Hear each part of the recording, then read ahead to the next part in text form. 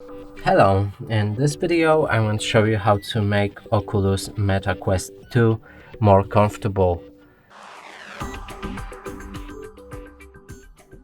And to do this, first and most important thing is to make this headset fit on your head. And to do this, you'll need to adjust the wraps.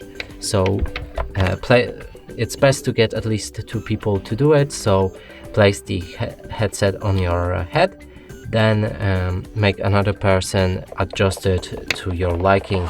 So for me, let's go like that. Now the back right here needs to be adjusted different ways, so let me show you.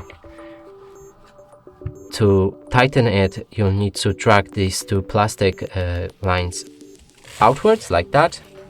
It should tighten them. If you want to untie them, simply pull one of them closer to the middle like that, and another one the same way. From here, simply peel it like that and repeat the process until headset sits on your head comfortably. And that's it for this video. Hope you liked it. Please consider subscribing to our channel, leave a like and a comment below.